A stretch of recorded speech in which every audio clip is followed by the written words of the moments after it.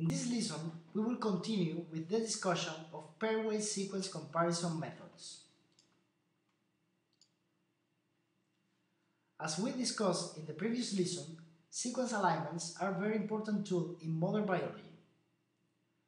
They are used to identify conservation patterns between sequences, to infer evolutionary relationships, in the functional assignation, and in database search. We are already seeing graphical methods for easy comparison between sequences. Unfortunately, graphical methods as dot plots only provide a visual representation of the similarity between the sequences. Thus, we need a more precise method for obtaining an alignment between two sequences and numerically evaluate it. Let's define a pairwise alignment problem. The goal is to align two sequences that could be nucleotides or amino acids. The inputs are the two sequences. The parameters will be the scoring values for matches and mismatches that could be taken from substitution matrices, as Pan and Blossom for protein sequences. Also, as parameters, we're going to have gap open score penalties and gap extension score penalties. And finally, as an output, we want to obtain an optimal alignment of the sequences and the evaluation of that alignment with a score.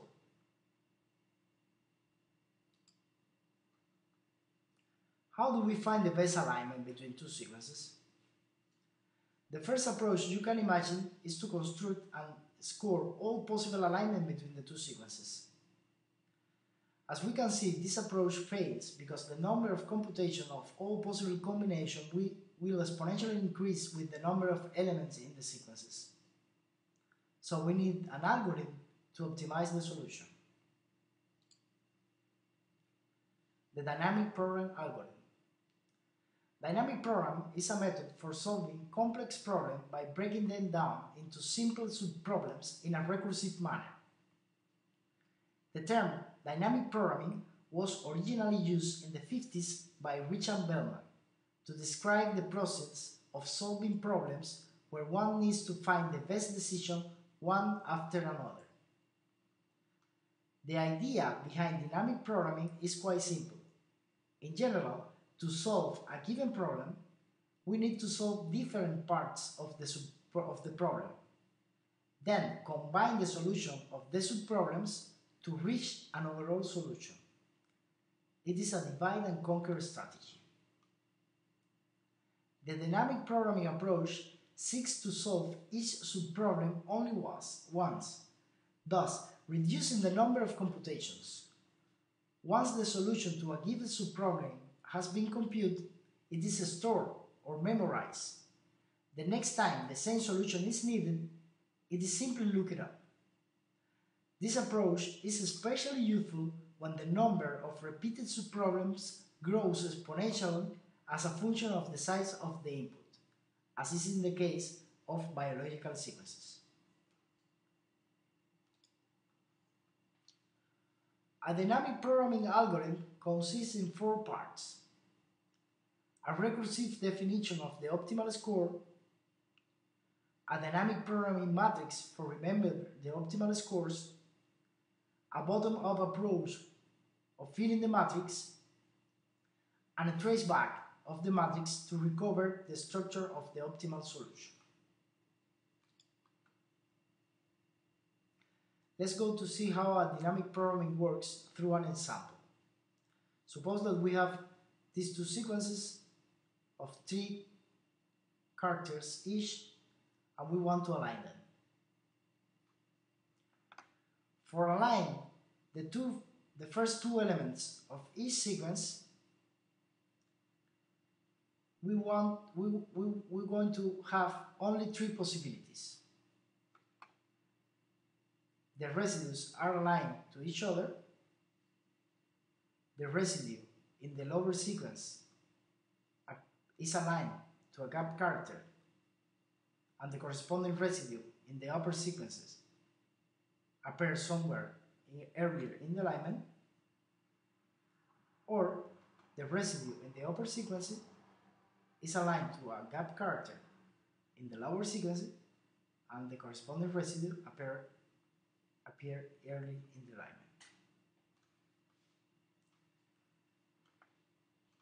The optimal alignment for this case will be the maximum score of these three cases.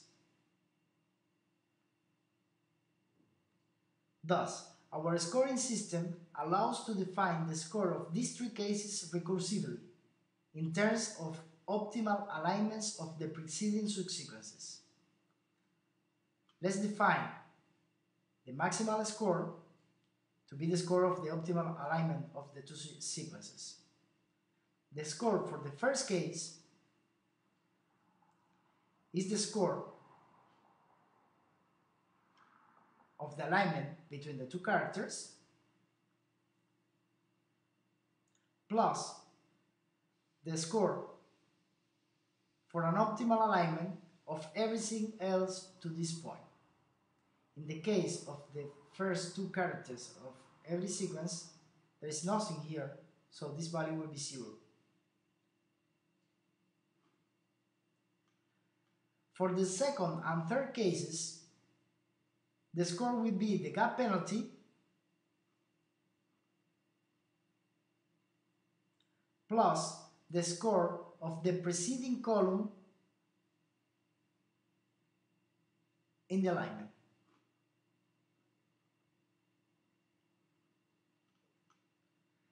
This approximation works because the problem breaks into independently optimizable pieces, as the scoring system is strictly local to one alignment column at a time.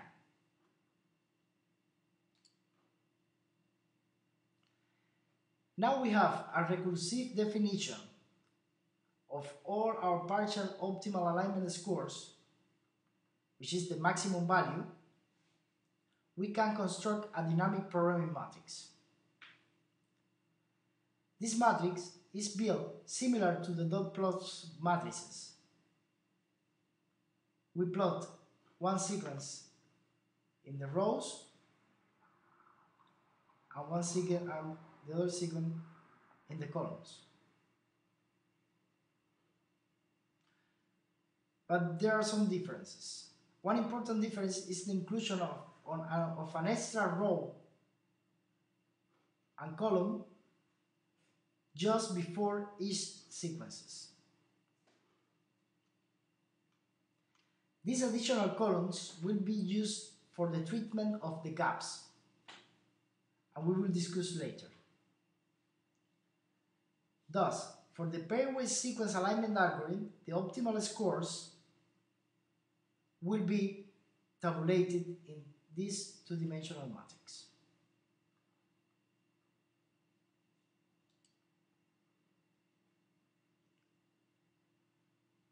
The dynamic programming algorithm memorizes the solutions of optimal subproblems in an organized tabular form, so that each subproblem is solved just once. Suppose that we have as input parameters a substitution matrix for the changes of the nucleotides and a gap penalty score. Thus, we are ready to start filling the matrix.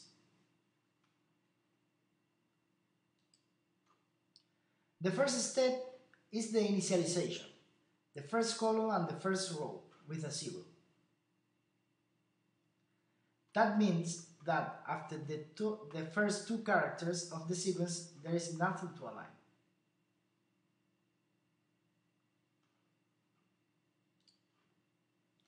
The second step is the completion of the first row and column of the matrix with gap penalties.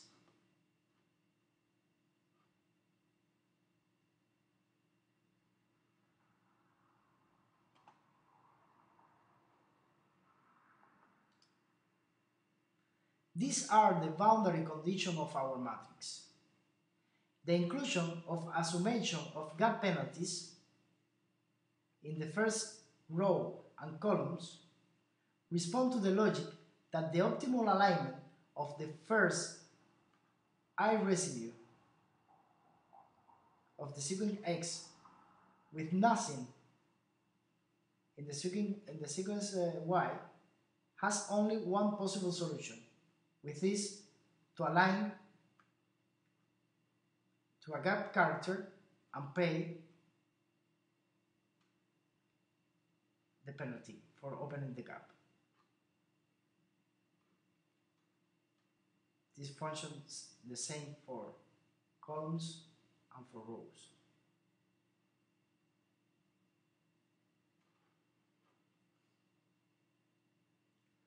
Once we have initialized the top row and left columns, we can fill the rest of the matrix by using the recursive definition of the score.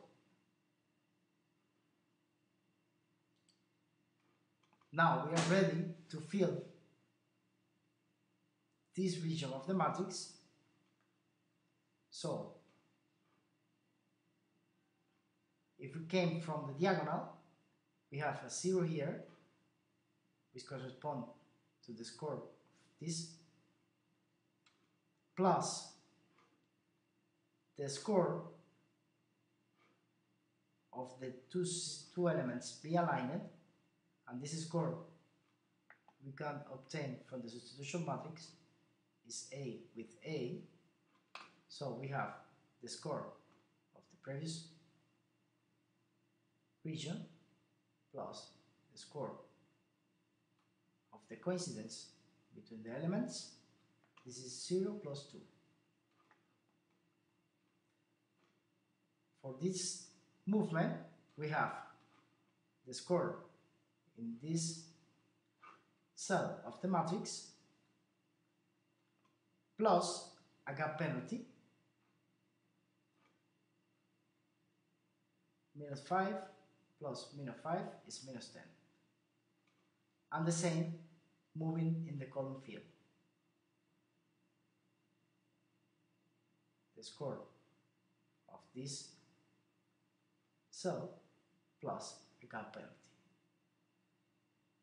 Then we analyze the three values and we choose the maximum of the three. And we annotate this in the matrix to remember that this was the path that conduct to this result. Let's go to do for another cell of the matrix. In this case, if we came from the diagonal, we have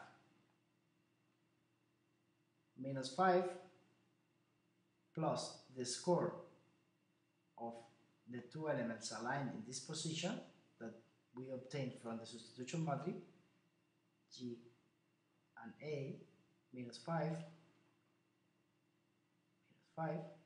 and this is the score. If we came from the horizontal, we have the score, this region, plus the gap penalty,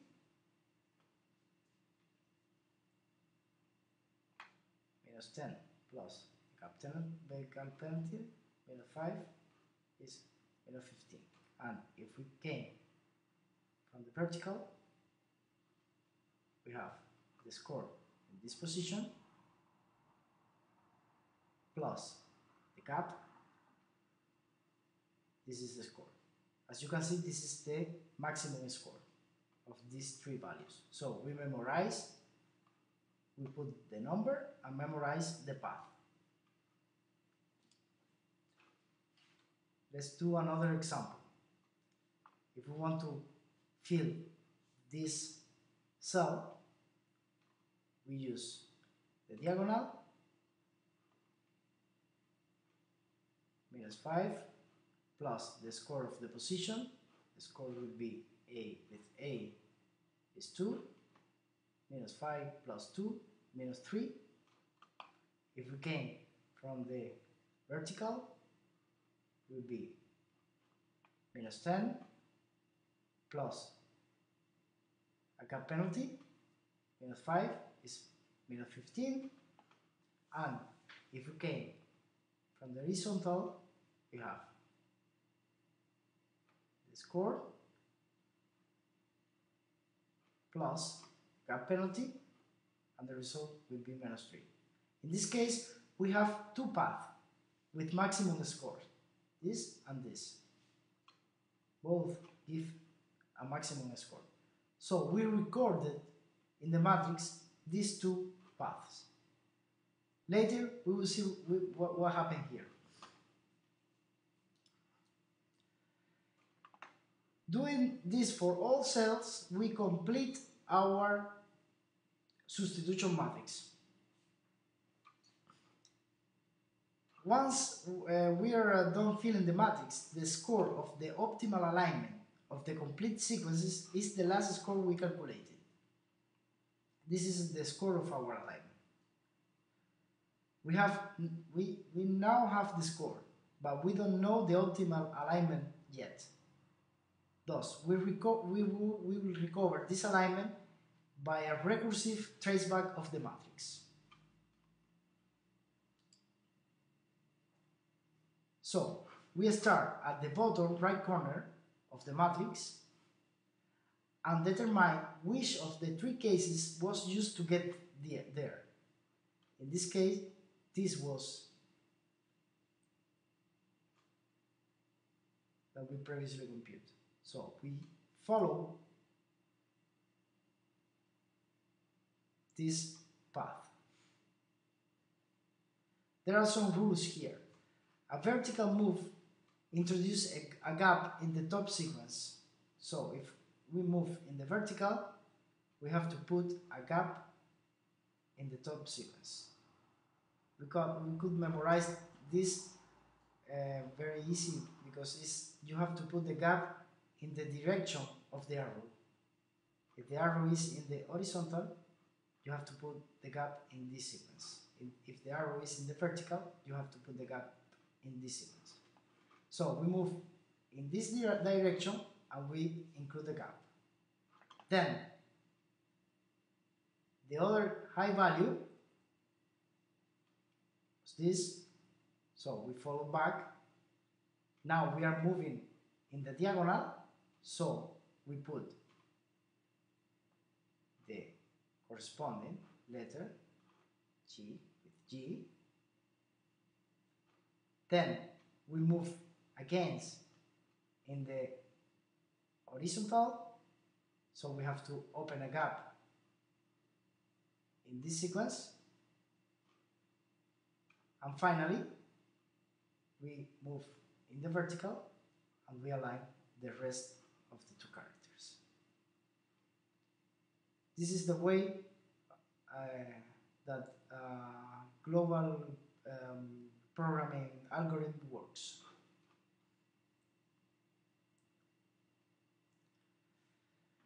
Sometimes we can reach the cell from two optimal paths with the same maximum score. When this happens, the algorithm chooses one of the two optimal solutions.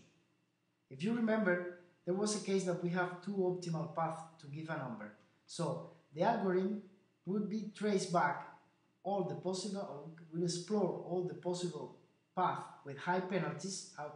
It's possible that it gives or it encounters more than one optimal solution. The majority of programs, when this happens, they deliver one of them because they are equivalent.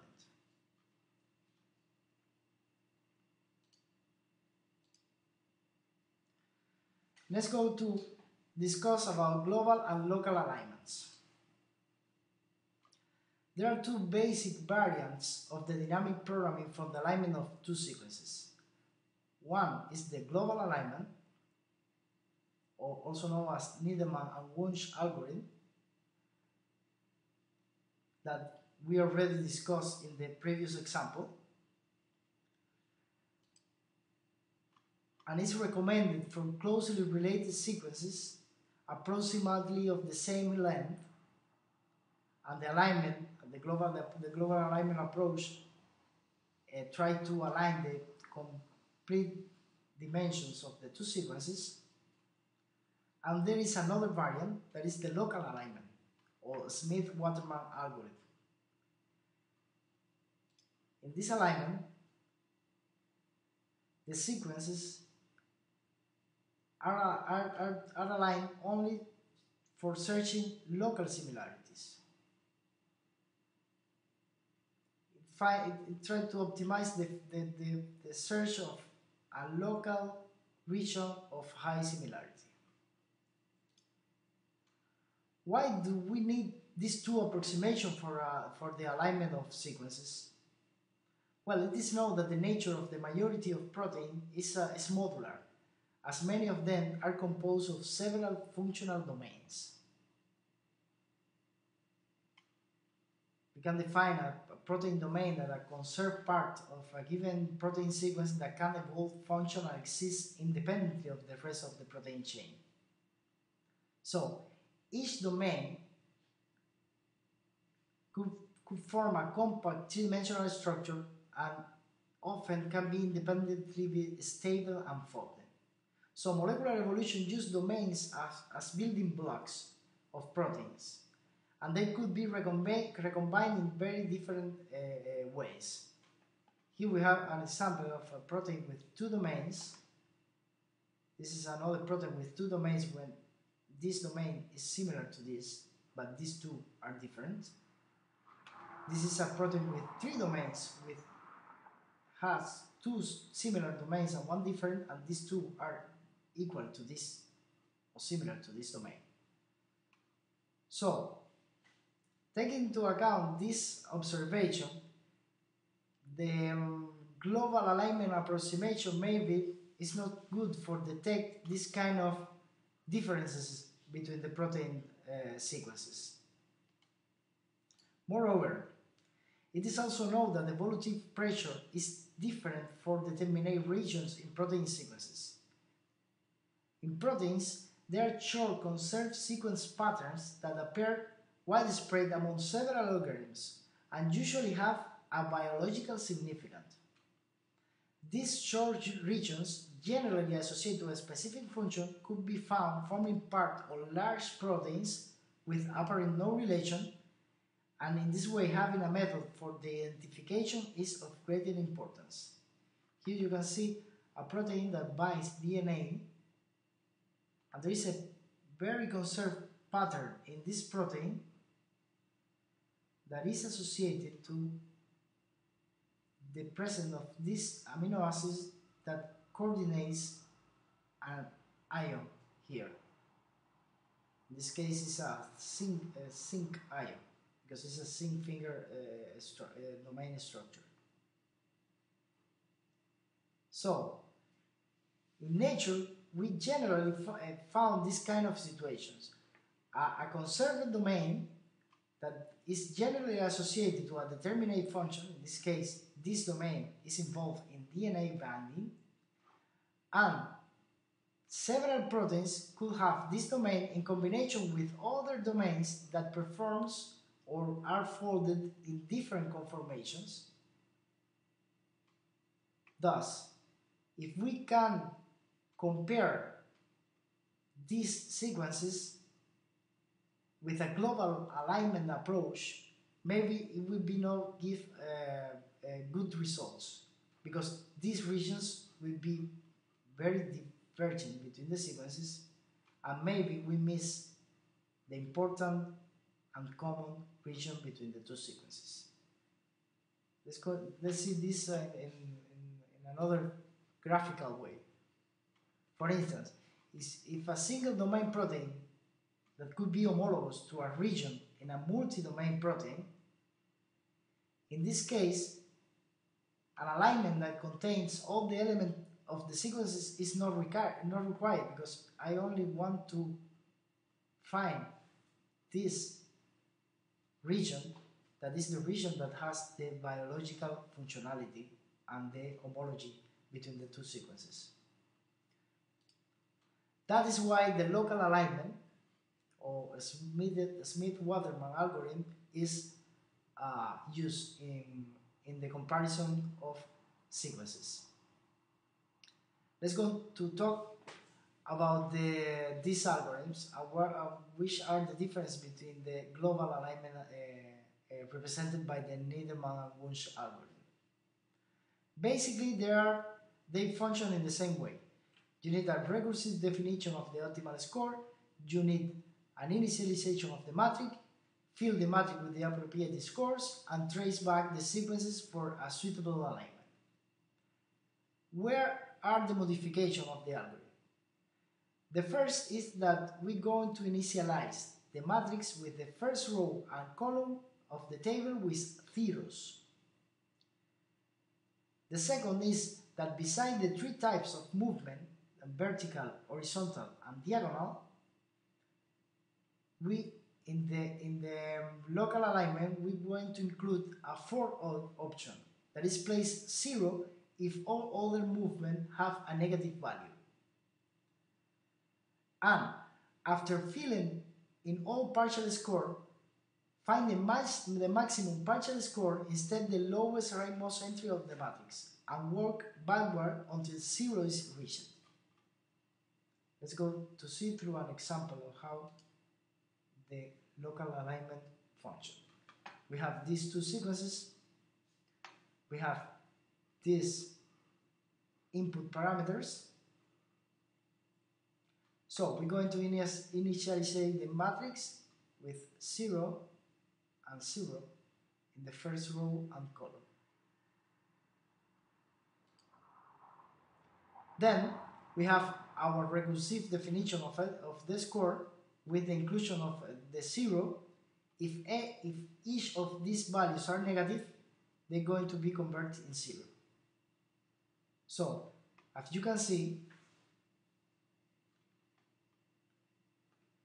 the matrix has no negative values because each time that the maximum score of these three possibilities, if a maximum score is negative, it will be converted in 0, and this will be the thing that will be annotated in the matrix. So there is no chance to see any negative value in the matrix, and 0 will be taken as the lowest value.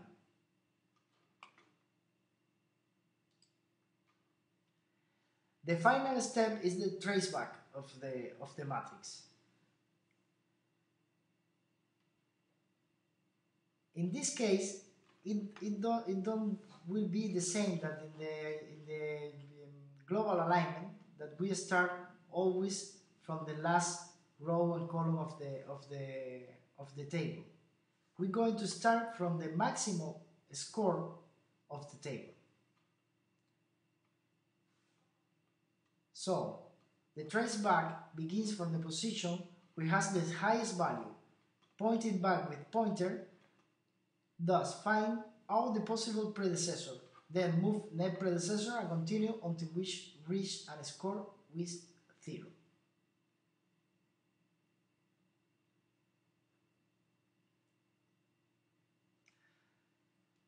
There is here another example.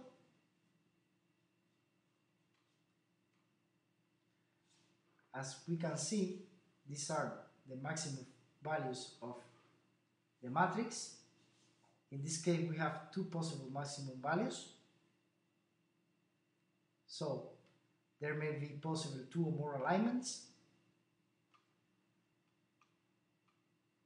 And we start the traceback reaching for a 0. Let's going to see this first path. We start here, then we move in the diagonal, so there is a coincidence of A and A. Then we move in the horizontal, so we have to open a gap in this sequence. In this case, C will be aligned with the gap. Then we move in the diagonal, T with T, diagonal, T with T, diagonal, A with C, and so on until we finish the alignment.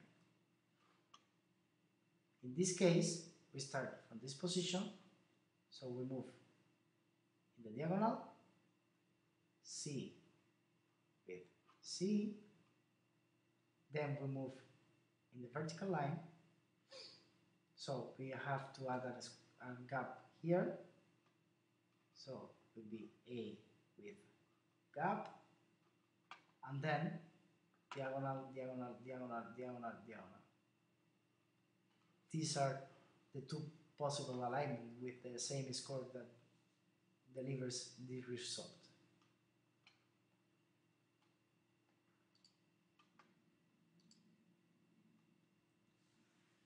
Let's go to talk about the 5 gap penalties and some general consideration of alignments.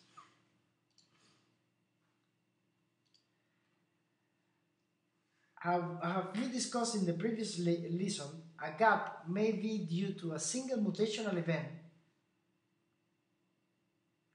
that insert or delete a stretch of characters separated by gaps. So it is more common or it has more biological sense this kind of situation than this kind of situation, especially because in proteins the selective pressure in some regions of the proteins are different. For instance, the domain connections between protein sequences, between protein structures, they are prone to be replaced, or they would be having insertion of deletion in these regions, same as in the loops of the proteins. So this situation is more realistic from the biological point of view. So for that we use the affine score gap penalty function. How we could implement in the dynamic programming algorithm. In dynamic programming, the score of the last character depends on the details of the previous alignment. If we introduce a gap, a fine penalty, when we align two characters, we need to know that this gap is either the opening or is a larger gap, because independence, if is the first gap, it would be had a punctuation, and if it's an extension of gap, it would be another penalty. Therefore, we have only two possibilities to check for. If we have an opening of the gap, we penalize by one value. Otherwise, we penalize as a linear gap. But now we have to be able to detect the opening of a gap in the alignment. How we could do that? To be able to detect the opening of a gap, we will explicitly distinguish between three kinds of alignments. Alignments that ends with no gaps,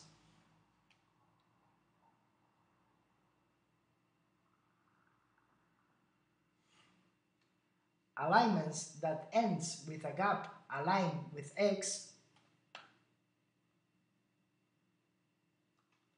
and alignments that ends with a gap aligned with Y.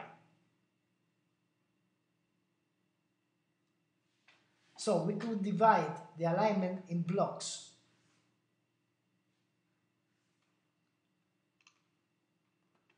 And an important feature of this division in blocks is that the score of the alignment become additive across the blocks boundaries. So this is true regardless the gap penalty function that we use. So once that we have three blocks, we could make our dynamic programming table maintaining three matrices for the three kinds of alignments mentioned above. alignments that end with a block of type A, alignments that end with a block of type B, and alignments that end with a block of type C. So instead of one matrix in classic dynamic programming, we now have to deal with three matrices.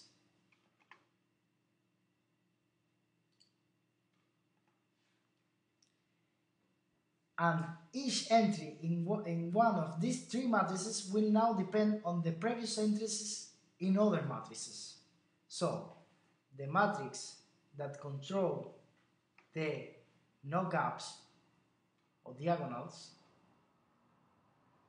will also depend, the maximum value, the recursive definition for this value, will also depend of the other two matrices that take care of the gaps.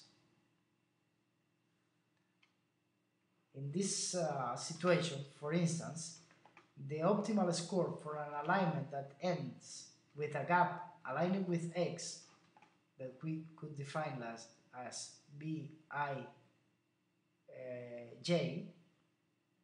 is obtained either by making the gap an opening gap here or here, or making the gap a continuation of a previous opening gap. And in this case, the score is an extension score. And obviously, the maximum of these three will be the optimal score for this matrix.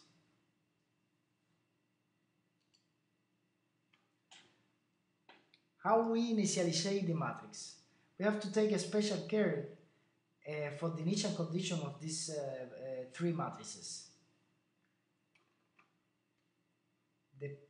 For the first matrix, it will be 0 in the 0.0 position. It will be minus infinity in the I0 position, and minus I infinity in the 0j position. The reason for the inclusion of the infinity is that in these two positions, they don't correspond to alignments that end with type A block, because type A blocks, they never see each other. They are separated by the other types of matrices. And the same occurs for the matrix that counts the gaps in this location and in this location.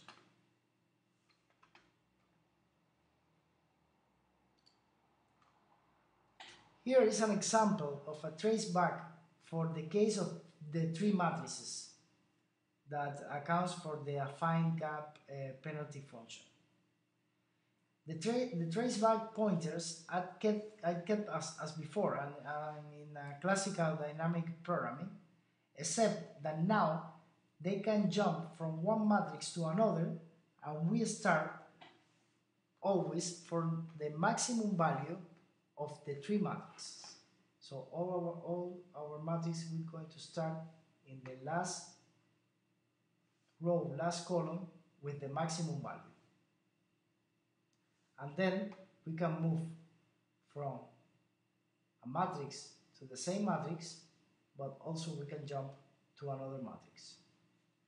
In that way, we can reconstruct an alignment using an affine gap penalty function.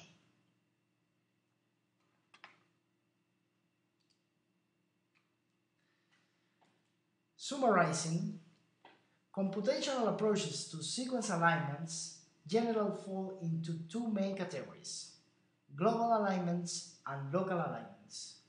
Calculating a global alignment is a form of global optimization that forces the alignment to span the entire length of all the query sequences. By contrast, local alignments identify regions of similarity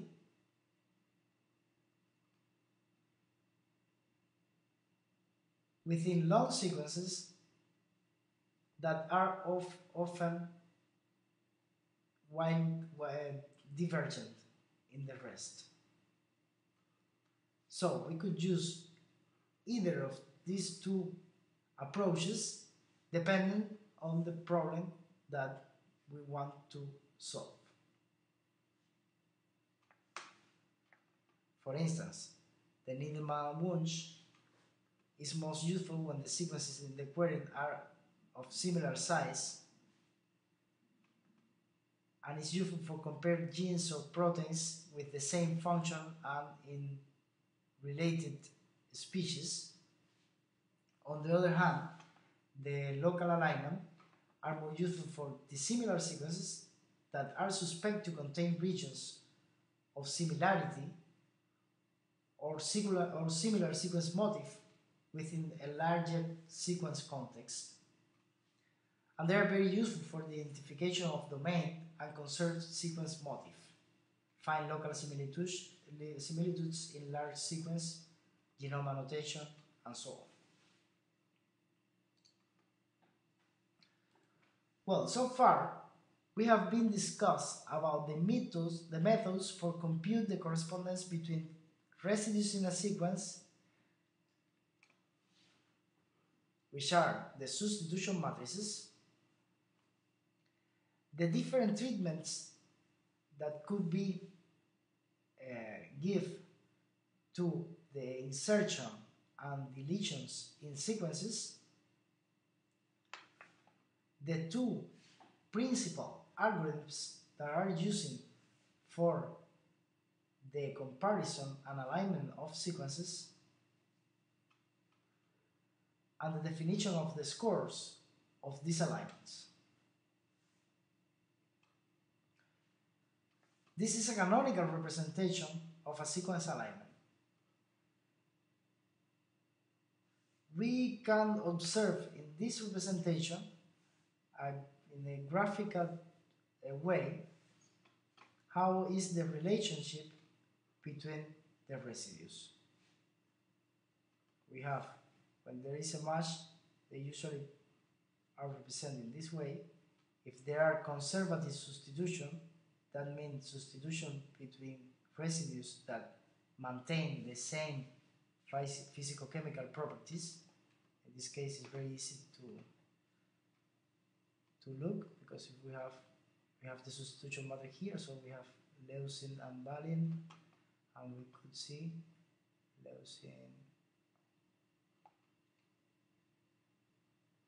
here is positive, or glutamate and glutamine. Glutamine is also positive. But 1 point, if we put 1 point, is represent less frequent substitutions, and where there is no point, there is a substitution that is between amino acids with very different properties. So it's the score will be tend to be more negative.